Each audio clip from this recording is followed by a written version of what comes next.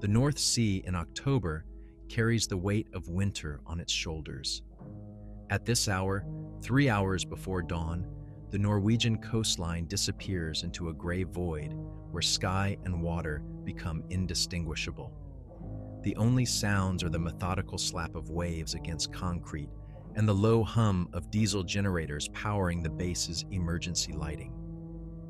In the operations center of Håkonsvern Naval Base, Commander Eric Haugen stares at a sonar display that shows something that shouldn't exist. For 36 years, since the end of the Second World War, these waters have been a chessboard where East and West move their pieces in careful, calculated patterns.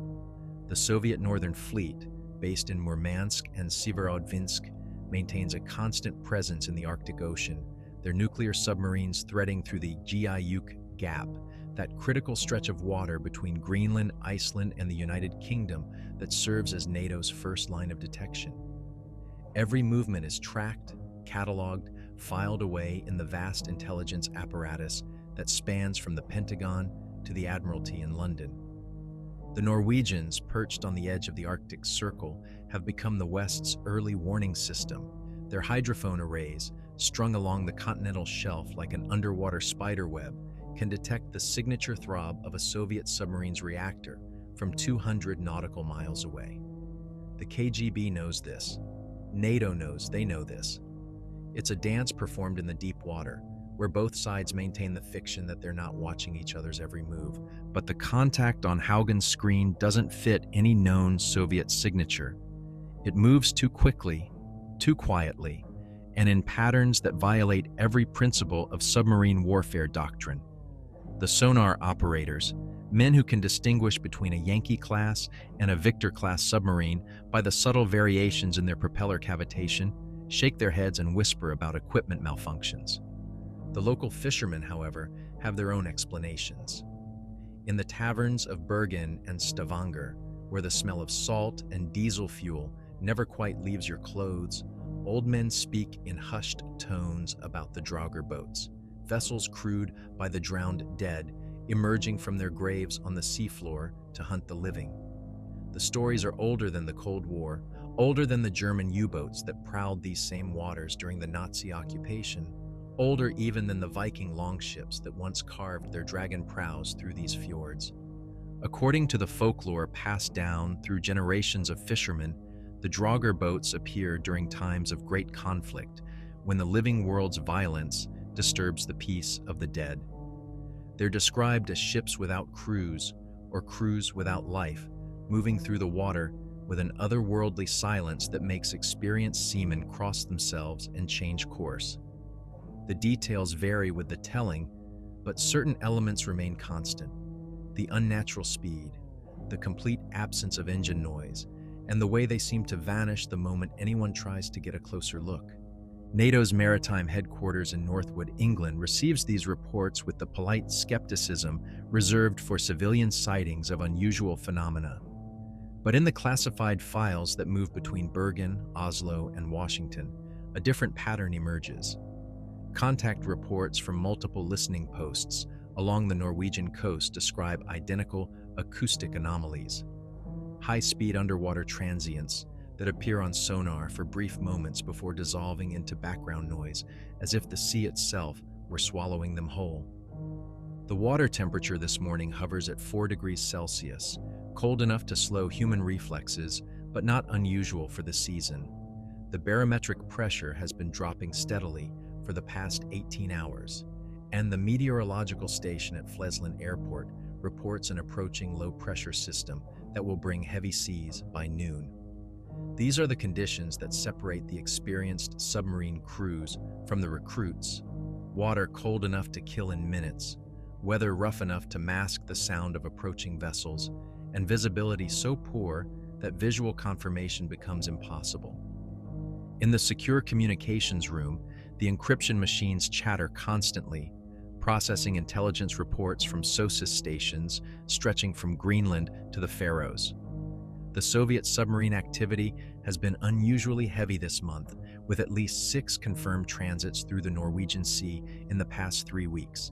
Naval intelligence suspects the Russians are testing new quieting techniques, pushing the boundaries of their stealth technology to probe NATO's detection capabilities. But Commander Haugen knows the difference between a Soviet submarine running silent and what he's tracking on his screens. This contact moves like nothing in any Navy's inventory, appearing and disappearing in ways that suggest either a revolutionary breakthrough in stealth technology or something else entirely. Something that doesn't belong in the carefully ordered world of nuclear deterrence and mutual assured destruction. Outside, the first hint of dawn begins to pale the eastern horizon, and the night shift prepares to hand over their watches to the day crew. In 6 hours, the morning briefing will summarize the night's activities in the dry, technical language of naval intelligence. But the sonar tapes will preserve something else entirely: acoustic signatures that will haunt the men who heard them for the rest of their careers.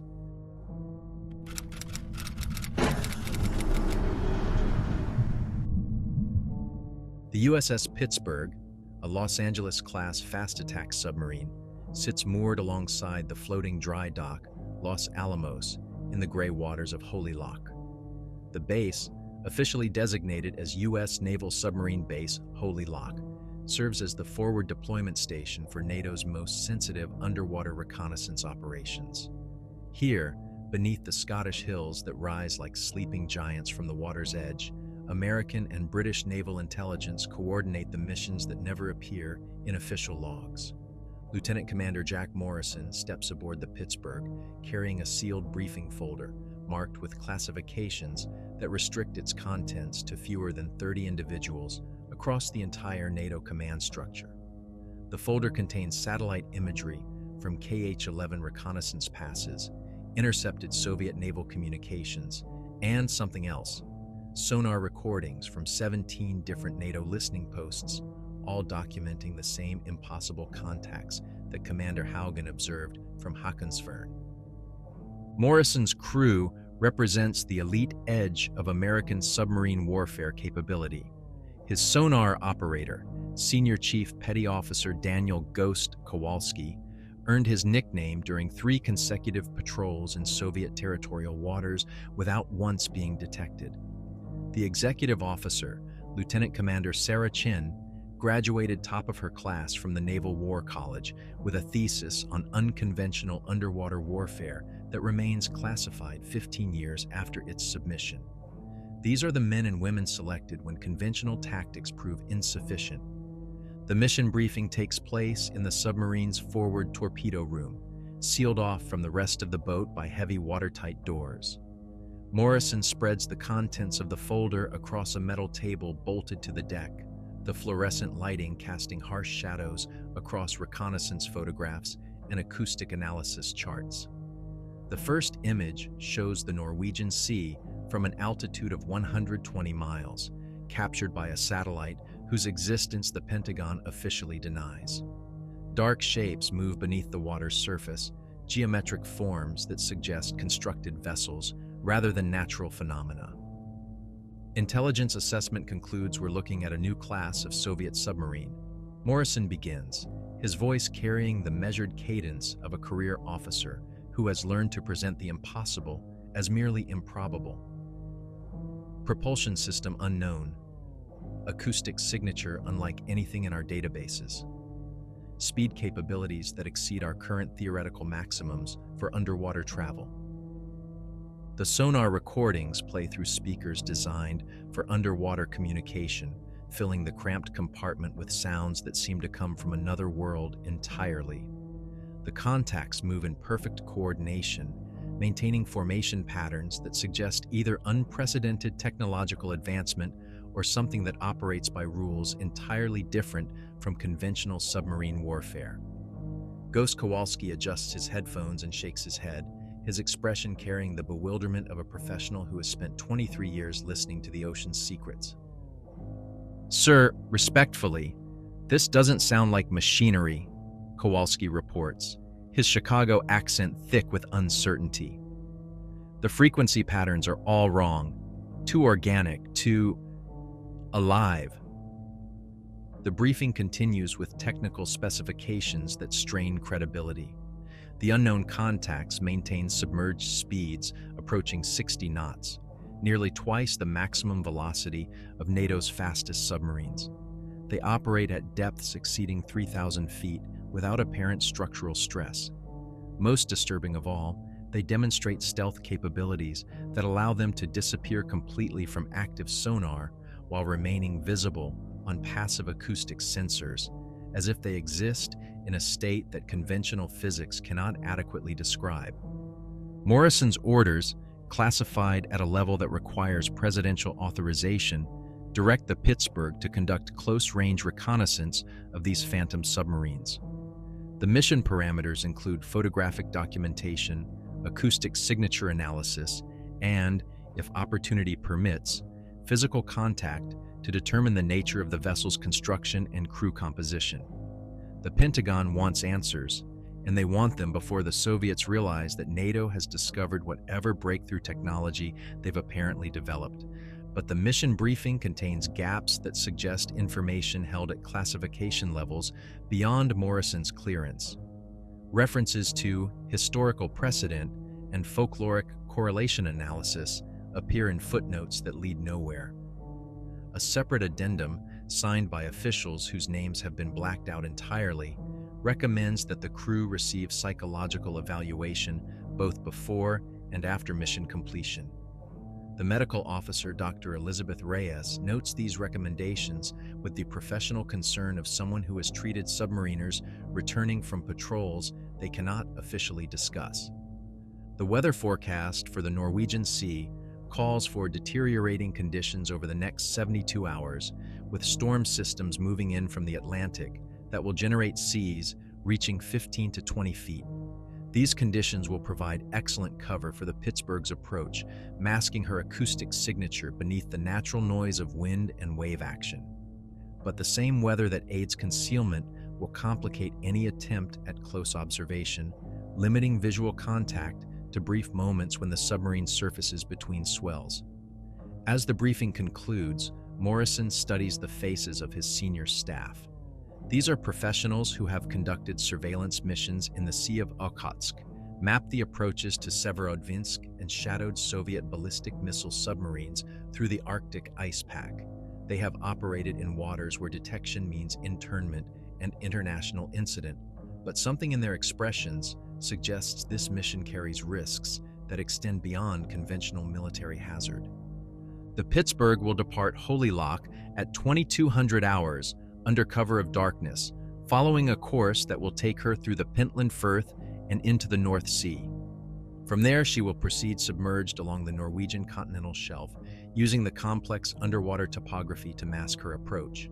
The mission timeline allows for 7 days of patrol operations, with the expectation that contact with the Phantom submarines will occur within the first 48 hours.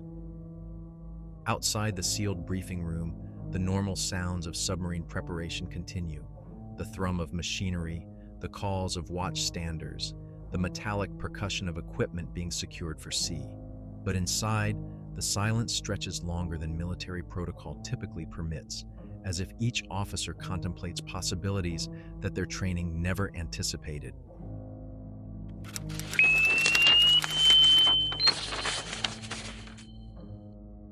The USS Pittsburgh cuts through the dark water at flank speed, her nuclear reactor pushing superheated steam through turbines that drive the submarine through the North Sea's frigid depths.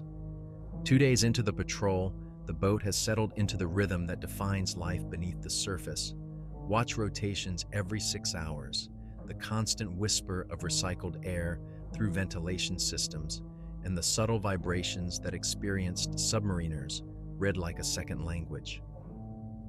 Lieutenant Commander Morrison stands in the control room, studying the navigation plot that traces their course along the Norwegian continental shelf.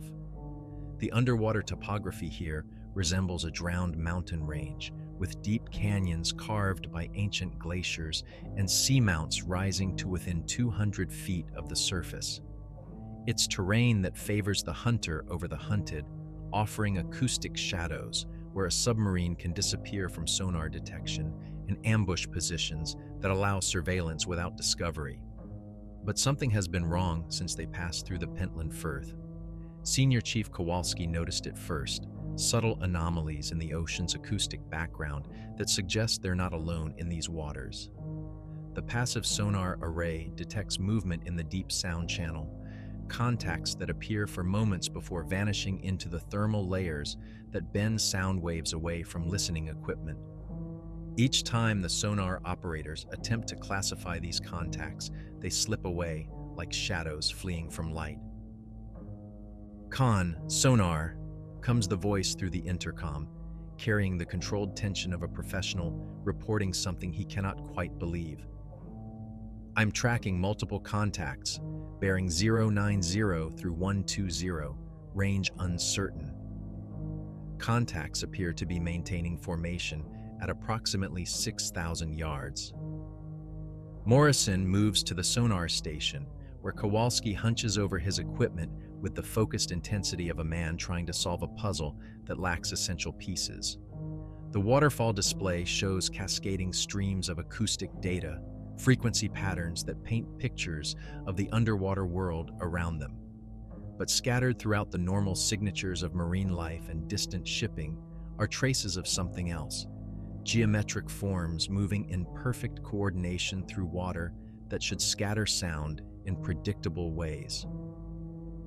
"Ghost, what's your assessment?" Morrison asks, using the nickname that has followed Kowalski through 3 decades of submarine service.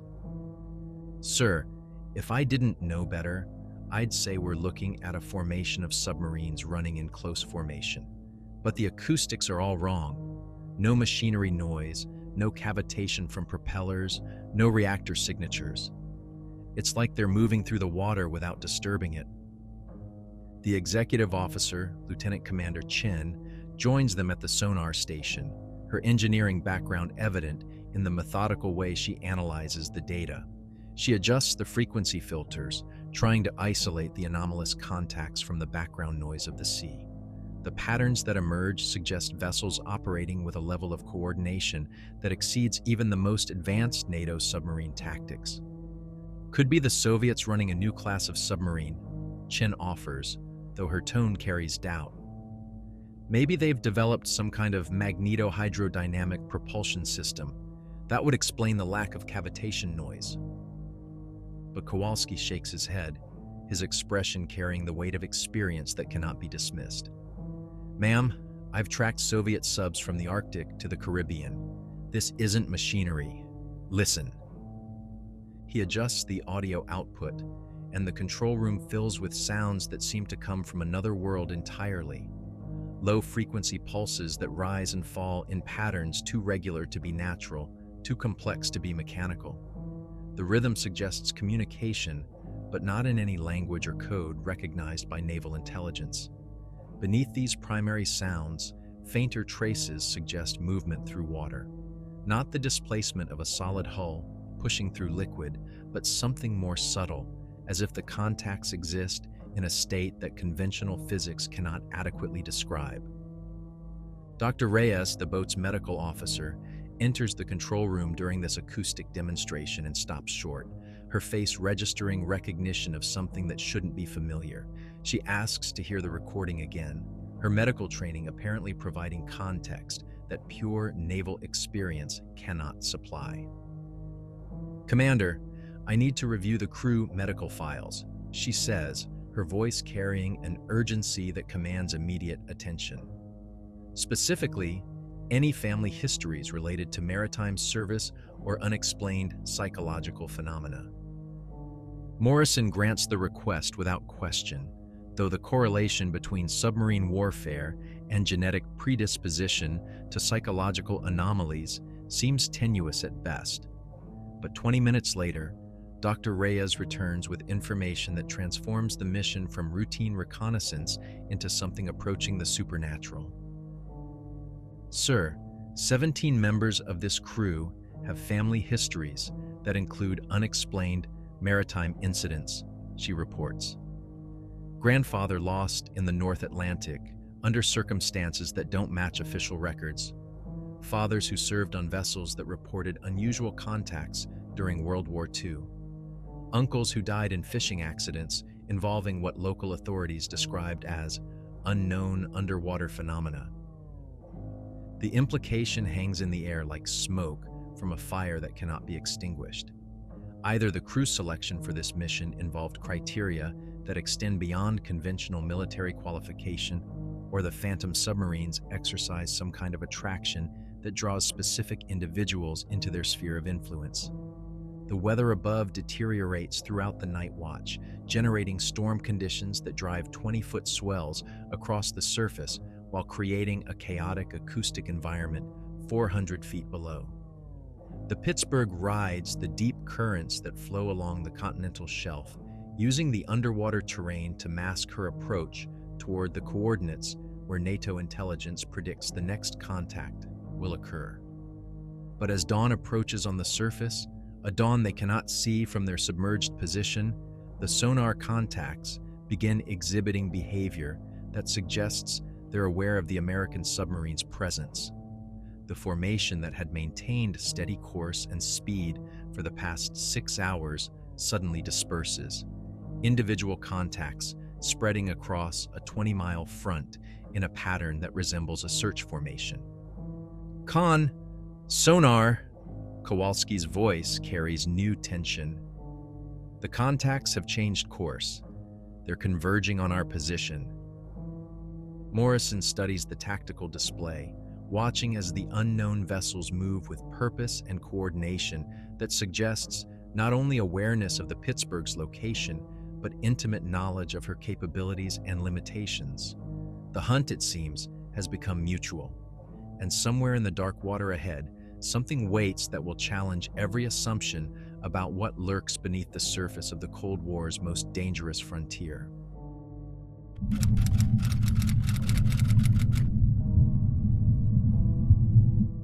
The first visual contact occurs at a depth where sunlight has never penetrated, in water so cold that human survival time measures in minutes rather than hours. The Pittsburgh's periscope breaks the surface into storm conditions that reduce visibility to less than 50 yards, but it's the passive light amplification system that captures the impossible image, a submarine silhouette moving beneath the waves with no visible means of propulsion, no wake disturbance, no exhaust trail marking its passage through the water. Lieutenant Commander Morrison watches the display with the trained eye of a career submarine officer who has spent 15 years learning to distinguish between Soviet, British, and American vessels by the subtle variations in their surface profiles. What he sees defies every principle of naval architecture he has studied. The vessel appears to be constructed from materials that absorb light rather than reflect it, creating a darkness that seems deeper than the surrounding ocean. Its hull configuration suggests neither nuclear nor conventional propulsion systems, lacking the characteristic bulges that house reactor compartments or the streamlined fairings that enclose diesel engines.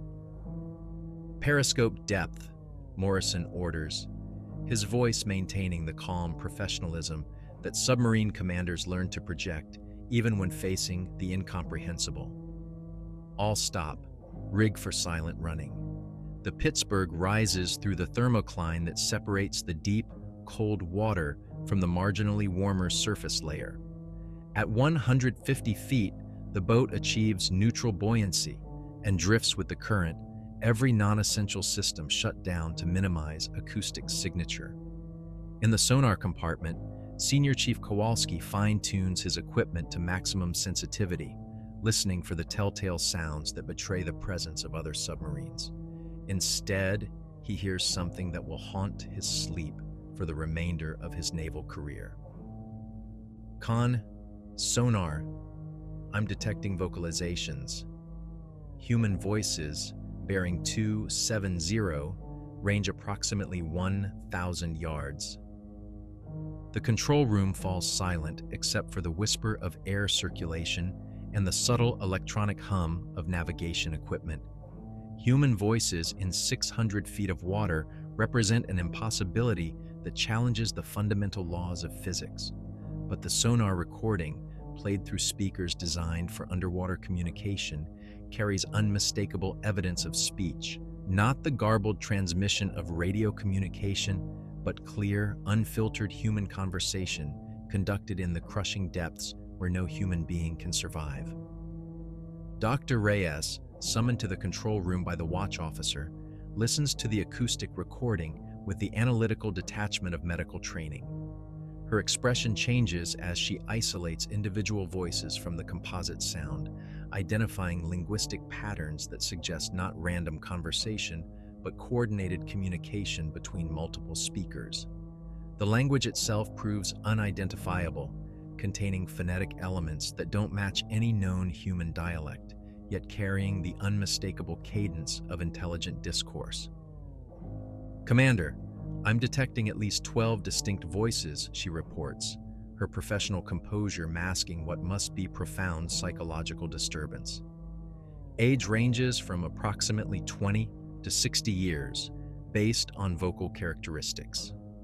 All male. And, sir, they're speaking in perfect unison, as if reading from a shared script. The tactical display shows 3 contacts maintaining perfect formation at a range of 800 yards, their positions fixed with geometric precision that no human crew could achieve without constant course correction. Yet the passive sonar detects no engine noise, no thruster activity, no mechanical sounds whatsoever. The vessels move through the water as if guided by invisible forces, maintaining station with an accuracy that exceeds the capabilities of the most advanced computer-controlled navigation systems. Lieutenant Commander Chin studies the technical readouts with the methodical approach of an engineering officer trained to find rational explanations for anomalous phenomena. The water temperature at this depth measures 3.2 degrees Celsius, cold enough to induce hypothermia in unprotected humans within minutes. The pressure approaches 60 pounds per square inch, sufficient to crush any conventional submarine hull not specifically designed for deep water operation. Yet the voices continue, clear and distinct, as if their speakers exist in an environment where cold and pressure present no physiological threat. "Sir, request permission to attempt communication," Chen suggests, though her voice carries uncertainty about the wisdom of establishing contact with entities that operate outside the normal parameters of human existence. Morrison considers the request while studying intelligence reports that suddenly seem inadequate to describe what they're encountering. The mission parameters call for observation and documentation, but they make no provision for interaction with phenomena that challenge basic assumptions about life and death. The decision to communicate represents a threshold that, once crossed, transforms a reconnaissance mission into first contact with something that may not be entirely human. "Negative," Morrison decides after a long pause. "Maintain silent running. Continue observation." But the decision is rendered academic when the voices suddenly stop, replaced by a sound that Senior Chief Kowalski later describes as the ocean itself holding its breath. The passive sonar array detects a massive displacement of water, as if something immense has begun moving in the depths below the American submarine. The tactical display shows the 3 contacts suddenly accelerating to speeds that exceed 40 knots, velocities that should generate massive cavitation noise and turbulence. Instead, they move with the silence of shadows, converging on the Pittsburgh's position with intentions that remain unknown but clearly deliberate. The hunt has become an approach, and Morrison realizes that his submarine is no longer the predator in these waters. "All ahead flank," he orders, abandoning stealth for speed. "Take her deep. Emergency dive to 1,000 feet." The Pittsburgh responds with the urgent power of her nuclear reactor, diving toward the safety of greater depth while her crew prepares for possibilities that their training never anticipated. Behind them, the phantom submarines follow with patient persistence, moving through the water like harbingers of something that the classified files have tried to bury beneath layers of official denial. The chase has begun, And in the crushing depths of the North Sea, something stirs that has been waiting for this moment since the first nuclear submarine disturbed the ancient peace of the ocean floor.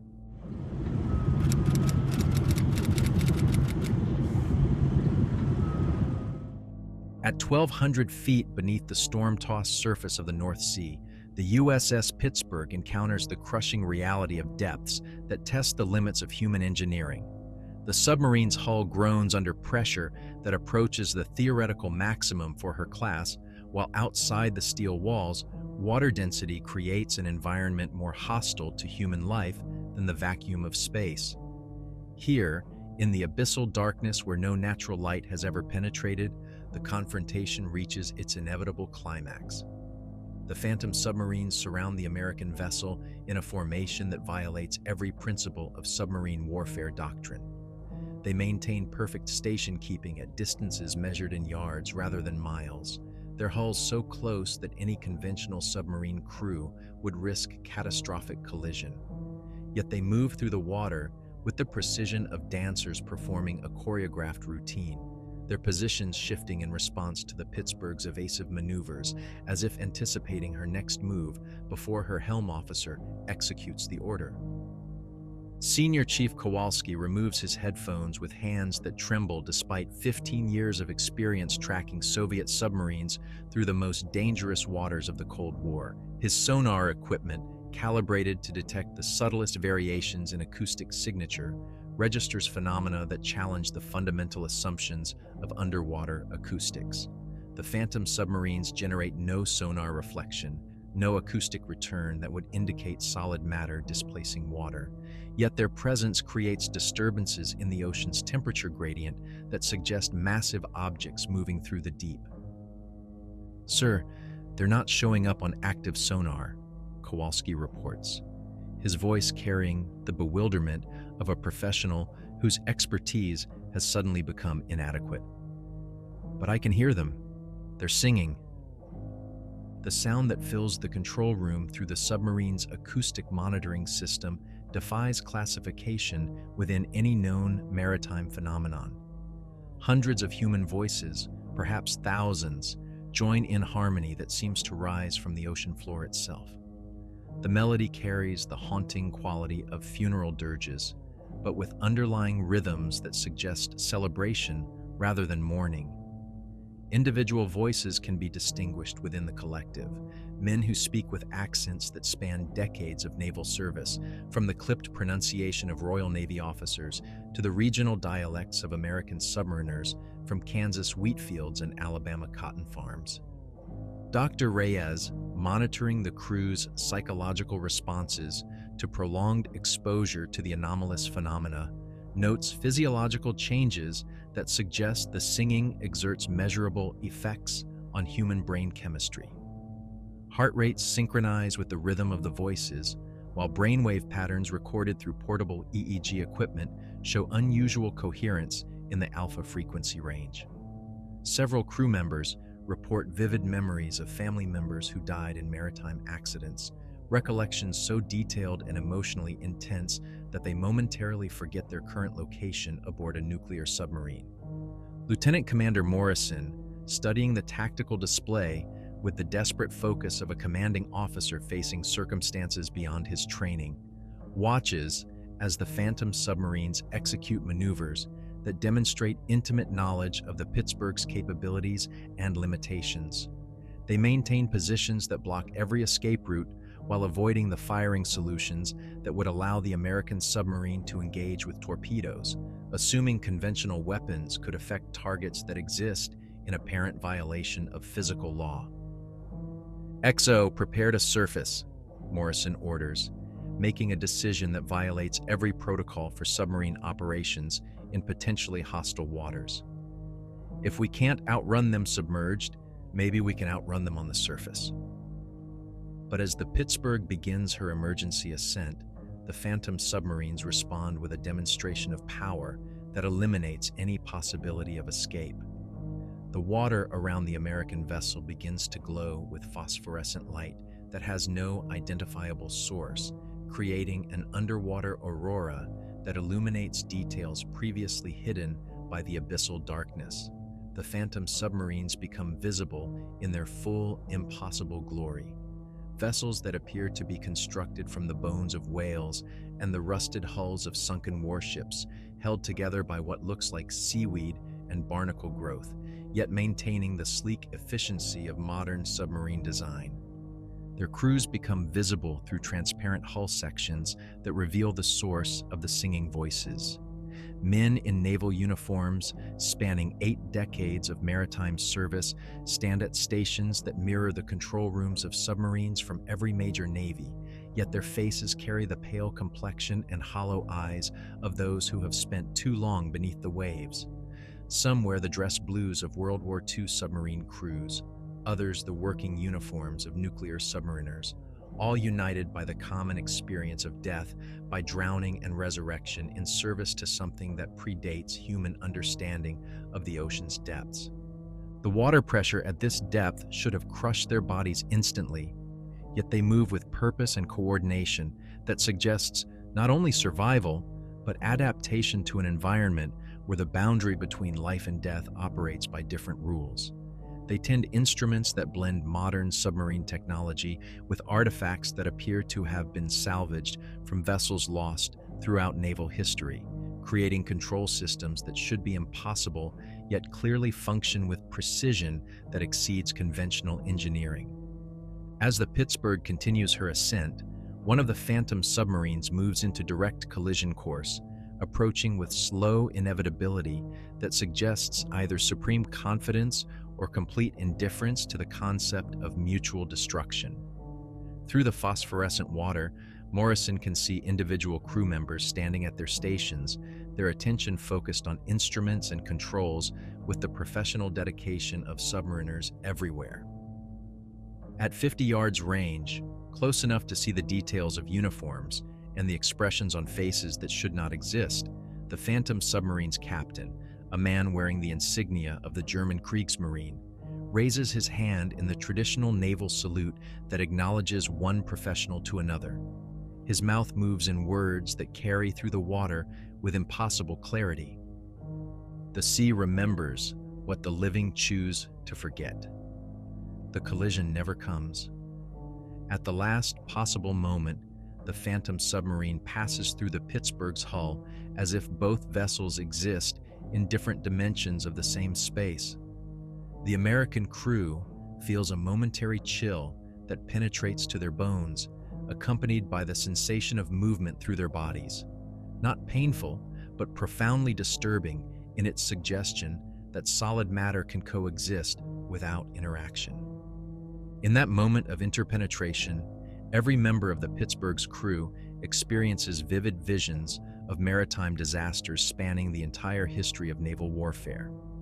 They see through the eyes of drowning sailors, feel the crushing weight of water entering lungs, experience the final moments of men who died in service to nations that would classify their sacrifice and file their deaths under categories that obscure rather than illuminate the truth. The phantom submarines fade back into the darkness as the Pittsburgh breaks through the thermocline toward the surface, their phosphorescent glow diminishing until only the memory of their presence remains. But that memory will prove more persistent than any physical evidence, embedded in the consciousness of 47 American submariners who have encountered proof that the ocean keeps its own records of human folly and sacrifice.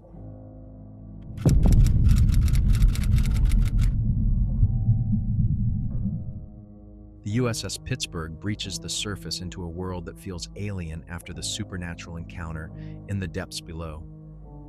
Storm winds drive 20-foot swells across the North Sea, while gray clouds obscure any trace of sunlight, creating surface conditions that mirror the psychological state of her crew. The submarine rides the heavy seas with the ungainly motion of a vessel designed for the stable environment of deep water, her hull streaming with seawater that seems to carry traces of the phosphorescent glow from the depths. In the control room, Lieutenant Commander Morrison struggles to process events that defy every principle of submarine warfare he learned during 15 years of naval service. The tactical display shows empty ocean extending to the horizon in all directions, with no sonar contacts, no radar returns, no evidence that the Phantom submarines ever existed. Yet 47 crew members share identical memories of an encounter that conventional physics insists cannot have occurred. Senior Chief Kowalski sits before his sonar equipment with the thousand-yard stare of a combat veteran processing trauma that military training never prepared him to handle. His hands shake as he adjusts controls that recorded acoustic signatures unlike anything in the classified databases maintained by naval intelligence. The sonar tapes preserve evidence of the Phantom submarine's presence, but the sounds they captured resist analysis by conventional means, voices speaking languages that linguistic experts will later fail to identify, mechanical signatures from propulsion systems that operate without apparent energy source. Dr. Reyes moves through the boat, conducting medical evaluations that reveal physiological changes in every crew member who experienced direct contact with the anomalous phenomena. Blood pressure readings show stress responses consistent with severe psychological trauma, while brain scans indicate neurological activity patterns that suggest exposure to electromagnetic fields of unknown origin. Most disturbing, several crew members display symptoms of decompression sickness despite never experiencing rapid pressure changes, as if their bodies remember diving to depths they never reached. The ship's photographer, Petty Officer Second Class Rodriguez, reviews images captured by the submarine's periscope camera during the encounter. The photographs show nothing but empty ocean and storm clouds, yet the negatives bear traces of electromagnetic disturbance that creates spectral images around the edges of each frame. When processed through enhancement techniques borrowed from satellite reconnaissance, these disturbances resolve into shapes that suggest submarine silhouettes moving beneath the surface, evidence that cannot be verified but cannot be dismissed. Lieutenant Commander Chen, the executive officer whose engineering background provides no framework for understanding what they've witnessed, attempts to compile a technical report that documents the encounter without acknowledging its supernatural implications. Her training in nuclear physics and submarine design offers no vocabulary for describing vessels that exist in apparent violation of thermodynamic laws, crewed by men who should have died decades before their service aboard the Phantom submarines. "Sir, I need to know how to classify this incident," Chen requests, her professional composure masking profound psychological disturbance. The official logs require detailed documentation of all contacts with foreign vessels, but these don't fit any known classification system. Morrison faces a decision that will define not only his naval career, but his relationship with reality itself. The mission briefing contained provisions for documenting Soviet submarine encounters, gathering intelligence on new propulsion systems, and reporting technical innovations that might affect NATO's strategic capabilities. But it made no provision for contact with phenomena that challenge basic assumptions about the nature of life and death. The secure communications equipment allows direct contact with NATO maritime headquarters in Northwood, where intelligence officers await reports on the reconnaissance mission. But the encrypted channels that normally carry routine operational updates seem inadequate for transmitting information about vessels crewed by the dead. Morrison realizes that any truthful report will result in psychological evaluation, career termination, and classification of the entire incident at levels that ensure permanent suppression. As the Pittsburgh maintains position on the storm-tossed surface, several crew members report continued auditory contact with the Phantom submarines. The voices that filled the depths during the encounter apparently continue to resonate in the consciousness of men who experienced direct exposure to their influence. Petty Officer Martinez, a sonar technician with 8 years of submarine service, claims to hear his grandfather's voice among the Phantom crew, a man who died aboard a destroyer escort torpedoed by German submarines in 1943, decades before Martinez's birth. The psychological impact spreads through the boat like contagion, affecting crew members who had no direct involvement in the sonar contact or visual observation.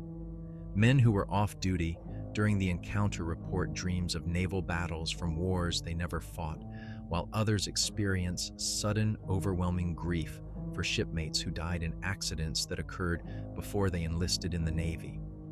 The phantom submarines appear to have awakened ancestral memories of maritime service and sacrifice that span generations of naval history.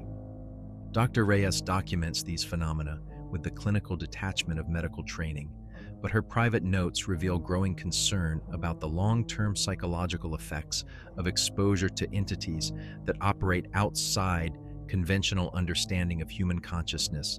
The crew's mental health represents a secondary mission objective that may prove more challenging than the original reconnaissance assignment. Morrison orders the submarine to dive and resume course toward Holy Loch, carrying with them evidence of an encounter that will challenge every assumption about what lurks beneath the surface of the Cold War's most dangerous waters.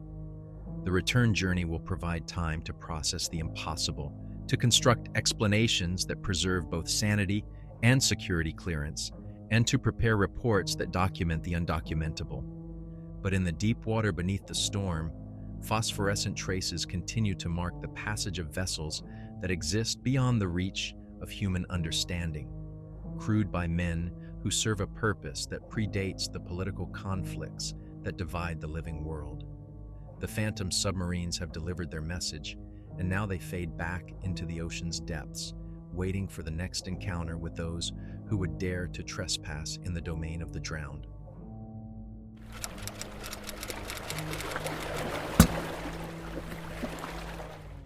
The debriefing takes place in a windowless room buried 3 levels beneath the Hertfordshire countryside, where the fluorescent lighting casts the same harsh shadows that illuminated the Pittsburgh's control room during her encounter with the impossible. Lieutenant Commander Morrison sits across a metal table from intelligence officers, whose names appear on no organizational charts, their questions probing for inconsistencies in a story that defies conventional explanation, while simultaneously demanding absolute precision in its telling. The official report, classified at levels that restrict access to fewer than a dozen individuals across the entire NATO command structure, describes the encounter as contact with an experimental Soviet submarine employing advanced stealth technology and psychological warfare techniques. The phantom voices are attributed to sophisticated acoustic deception equipment designed to disorient enemy sonar operators, while the unusual visual phenomena receive classification as classified electronic countermeasures involving holographic projection systems. But in a separate file, sealed under classifications that will not be declassified for 75 years, the true testimony of the Pittsburgh's crew joins a collection of similar reports spanning nearly 2 centuries of naval history. The pattern that emerges from these accumulated accounts reveals encounters with phantom submarines dating back to the earliest days of underwater warfare, each incident carefully documented, analyzed, and buried beneath layers of official denial. Dr. Eleanor Whitmore, a naval historian whose security clearance permits access to maritime archives that officially do not exist, briefs the Intelligence Committee on precedents that provide disturbing context for the Pittsburgh's encounter. During World War I, British submarines operating in the North Sea reported contact with German U-boats that displayed impossible capabilities, diving to depths that should have crushed their hulls, maintaining submerged speeds that exceeded the theoretical maximums for diesel propulsion, and demonstrating knowledge of Royal Navy patrol patterns that suggested access to classified intelligence. The German records, captured after the armistice and hidden in archives that span multiple intelligence agencies, contain mirror image reports of encounters with British submarines that exhibited identical anomalous characteristics. U-boat commanders described vessels that appeared to be crewed by men who had already died in earlier naval engagements, their faces bearing the distinctive pallor of drowning victims, yet displaying professional competence that exceeded that of living submariners. Similar patterns emerge from every major naval conflict of the 20th century. During World War II, American submarine crews in the Pacific reported encounters with Japanese vessels that continued to operate months after their official destruction by Allied forces. The Japanese archives, examined during the post-war occupation, contain corresponding accounts of American submarines that displayed supernatural resilience to torpedo attacks and depth-charge barrages that should have proven fatal. The Korean War produced classified reports of North Korean submarines crewed by Chinese personnel who had died during the crossing of the Yalu River, yet continued to serve in vessels constructed from the remains of warships sunk during the Chinese Civil War. The Cold War generated hundreds of similar encounters, each carefully investigated, thoroughly documented, and permanently classified to prevent public awareness of phenomena that challenge fundamental assumptions about the nature of naval warfare. Dr. Whitmore's analysis suggests that the phantom submarines represent a form of maritime consciousness that transcends individual mortality, binding together the spirits of drowned sailors in service to objectives that span multiple conflicts and political systems. The crews appear to be recruited from naval personnel who died in the performance of duty, their service continuing in vessels that exist at the intersection of the physical and supernatural worlds. The pattern indicates that major naval conflicts generate sufficient psychic energy to sustain these manifestations. Whitmore explains to an audience of intelligence officers who have sworn oaths that bind them to secrecy more absolute than any government classification system. The phantom submarines appear during periods of intense maritime warfare, crewed by men whose dedication to naval service extends beyond death itself. The psychological evaluations of the Pittsburgh's crew, conducted by psychiatrists whose expertise includes exposure to anomalous phenomena, reveal lasting effects that extend beyond conventional post-traumatic stress. Several crew members report continued auditory contact with the phantom voices, while others experience vivid dreams of naval battles from conflicts that predate their birth. Most disturbing, the men who experience direct visual contact with the phantom crews display increased resistance to drowning, as if their brief exposure to the supernatural has granted them partial immunity to the ocean's most fundamental threat. Lieutenant Commander Morrison receives orders that transfer him to a desk assignment at the Pentagon, where his expertise in submarine warfare will be applied to theoretical studies that never result in operational deployments. His official service record contains no mention of the Pittsburgh's encounter with the phantom submarines, though his medical file includes notations that will prevent him from commanding submarines for the remainder of his naval career. Senior Chief Kowalski requests early retirement, citing hearing problems that Navy medical examinations cannot detect or verify. His final efficiency report describes him as an exemplary sonar operator, whose contributions to national security cannot be detailed due to classification restrictions.